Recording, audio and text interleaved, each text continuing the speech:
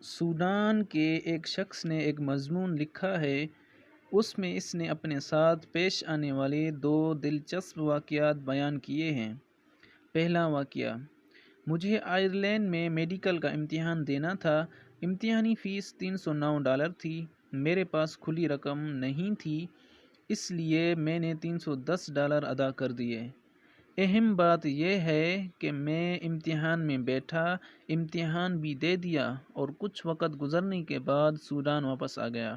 ایک دن اچانک آئرلینڈ سے میرے پاس ایک خط آیا۔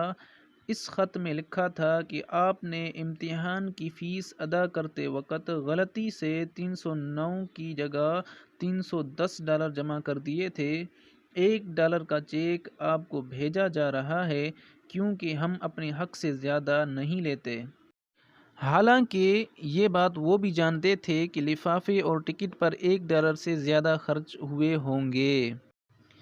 دوسرا واقعہ: میں کالج اور اپنی رہائش کے درمیان جس راستے میں سے گزرتا تھا، اس راستے میں ایک عورت کی دکان تھی جس سے میں 18 پینس میں ایک چیز کا ڈبہ خریدتا تھا۔ ایک دن دیکھا کہ اس نے اسی چیز کا ایک ڈبہ اور رکھ رکھا ہے جس پر قیمت 20 پینس لکھی ہوئی ہے۔ مجھے حیرت ہوئی اور اس سے پوچھا کہ کیا دونوں ڈبوں کی نوعیت یعنی کہ کوالٹی میں کچھ فرق ہے کیا؟ اس نے کہا، نہیں، دونوں کی کوالٹی یکساں ہے۔ میں نے پوچھا کہ پھر قیمت کا یہ فرق کیوں؟ اس نے جواب دیا کہ نائجیریا، جہاں سے یہ ڈبہ ہمارے ملک میں آتا ہے، اس کے ساتھ کچھ مسائل پیدا ہو گئے ہیں جس کی وجہ سے قیمت میں اچھال آ گیا ہے۔ زیادہ قیمت والا مال نیا ہے، اسے ہم 20 کا بیچ رہے ہیں، اور کم قیمت والا پہلے کا ہے، اسے ہم 18 کا بیچ رہے ہیں۔ میں نے کہا، پھر تو 18 والا ہی خریدیں گے جب تک یہ ختم نہ ہو جائے، 20 والا تو اس کے بعد ہی کوئی خریدے گا۔ اس نے کہا، ہاں، یہ مجھے معلوم ہے۔ میں نے مشورہ دیا کہ دونوں ڈبوں کو مکس کر دو اور 20 کا ہی بیچو، کسی کے لیے قیمت کا یہ فرق جاننا مشکل ہوگا۔